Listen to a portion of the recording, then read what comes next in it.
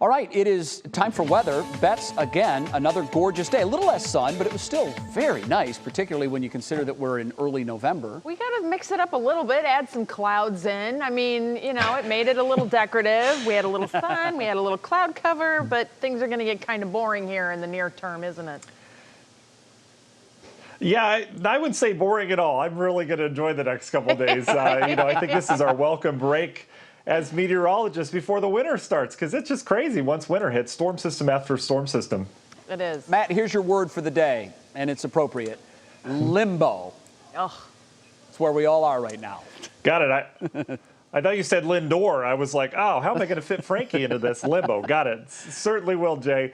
Absolutely. So why don't we just start with the good news, shall we? Your patio forecast. If you're getting outside this evening, you are not alone, because this is weather that we're all trying to soak in. We're going to be in the 60s this evening. We still have the clouds. Again, that is our only complaint this week, because we're back to the sunshine tomorrow. It's kind of like a little halftime show in this nice stretch. But we're in the 60s area wide right now. We're not alone in the 60s. In fact, that air warms as you get out towards the west. That's where our air is going to be coming from over the next 5 days or so. And you can see the 70s all the way up to the Canadian border, where they had over a foot of snow about a week and a half ago. They're now in the mid 70s in areas of the Dakotas. I show dew points. This is typically tells you if it's humid or not. I only show this because my contacts have been very dry over the last few days, so I wanted to see how dry our air is. And there's a nice pocket of dry air here across the Ohio Valley. You wouldn't expect it to be humid this time of year, but it's not out of the question to run your humidifier at night. We've got very dry air despite the warmer temperatures over the last couple days, and that's going to stay in place for another day or two before we start to bring some moisture back in.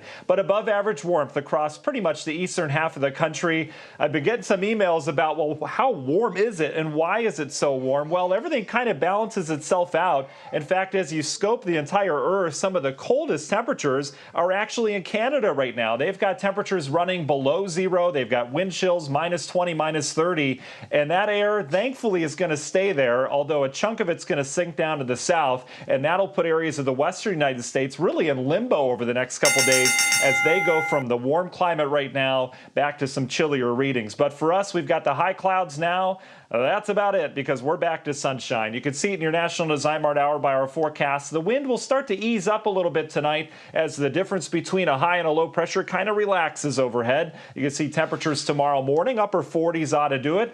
Bright sunshine all day tomorrow. Our peak temperature will likely arrive anywhere between about the 1 and 3 o'clock hour. Remember, it's a little earlier with that time change now, but we're thinking 70s. Our model's still holding the 60s. I think it's scared to go there, but we've got 70s in your forecast. Not just tomorrow, but Saturday, Sunday, Monday, and Tuesday, as you'll see here in the forecast. Look at this.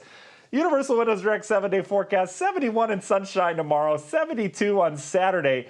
I did some digging on the records. I do think we set record highs around here Sunday, Monday, and Tuesday of next week. And then the bottom falls out, but not too bad. We'll be back to the 50s and 60s as you'd expect as we go on into Wednesday. But a dry weekend forecast and a record setter as we go on into Sunday, Monday, Tuesday. Yeah, Matt, you made a great point with the timing of the high temperature nowadays with the time change and the way that the sun works and the angle and all that.